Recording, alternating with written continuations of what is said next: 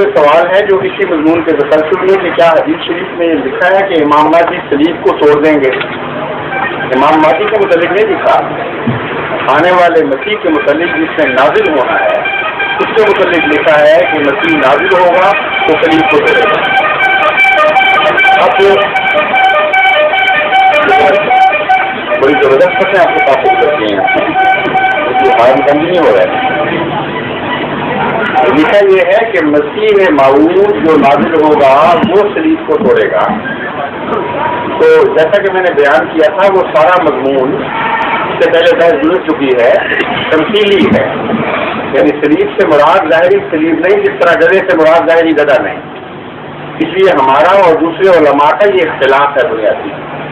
باقی علماء کہتے ہیں کہ دجال بھی کانا بیو آئے اور ساری دنیا کو تباہ کرے تب جا کر مسیح نازل ہوگا، یعنی ابھی کافی نہیں ہوئی، ابھی بہت کچھ ہونا باقی ہے۔ اور گدھا بھی سچ مچ کا آئے آگ کھانے والا اور پیٹ میں سواریوں کو بٹھانے والا تب جا کے ہوگا۔ اس کی تو وہی مثال ہے کہ نہ 9 من تیل ہوگا نہ راجا ناچے، نہ اس قسم کا گدھا آئے نہ اس قسم کا کانا آئے اور نہ کوئی اللہ کی طرف سے ان کے اوپر آ کے بیٹھے امام تم یوں کرو اور یوں نہ کرو۔ اس لیے یہ فرضی قصے ہیں۔ واقعہ یہ ہے کہ تمثیلی کلام ہے، اور تمثیلی کلام جو نہیں مانتے وہ یہ بھی ساتھ مانتے ہیں کہ مسیح آ کر دلوں میں گھس جائے گا اور ساری دنیا کے ظاہری سور مارے گا۔ عجیب نبی ہے، ہمارے ہاں تو وہ مسلی مارتے ہیں سور، اور کبھی کسی نبی کے سور خدا نے یہ کام نہیں کیا تھا۔ تو اللہ تعالیٰ وہ مسیح کو بیچارے کو اس عمر میں کہ 1985 سال تو ہو ہی چکے ہیں، 84 سال، پتہ نہیں کب اترتا ہے، اس کو جنگلوں میں بھیج دیا کہ جا کے سور مارو اور زندگی سے نہیں مکتے، اور پھر صلیب ظاہری توڑے گا۔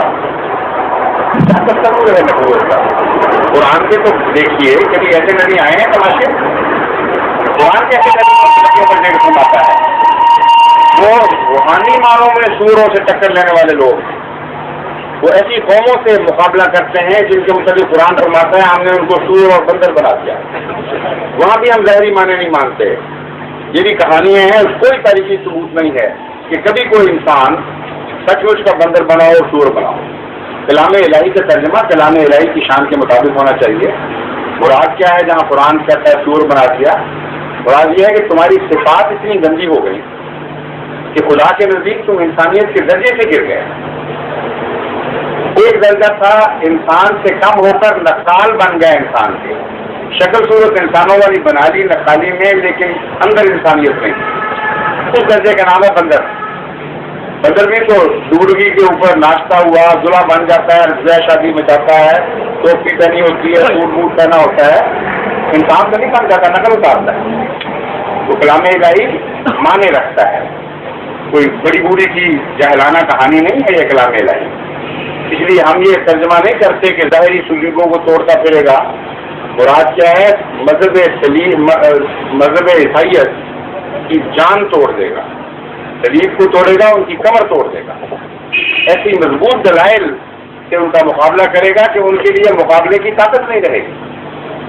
اور حضرت مرزا صاحب نے جب یہ اعلان کیا کہ حضرت عیسیٰ علیہ السلام قرآن کی روح سے بھی مر چکے ہیں، بائبل کی روح سے بھی مر چکے ہیں، اور عیسائیوں کو چیلنج کیا اور آج بھی ہم کر رہے ہیں، اور تمہاری تاریخ کی روح سے بھی مر چکے ہیں، تمہاری سائنس کی روح سے بھی مر چکے ہیں، اب بتائیے صلیب کہاں باقی رہی؟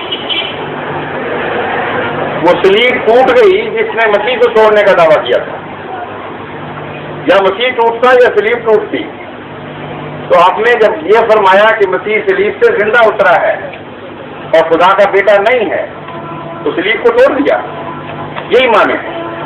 بس ہمارے عقیدے کے مطابق مسیح وہ نہیں ہے جو جنگلوں میں جا کے سور مارے گا اور ظاہری صلیبیں توڑتا پھرے گا، یہ تماشا نہ ہو سکتا تھا نہ ہوا ہے، بلکہ مانوی لحاظ سے اس نے ان باتوں کو پورا کیا ہے۔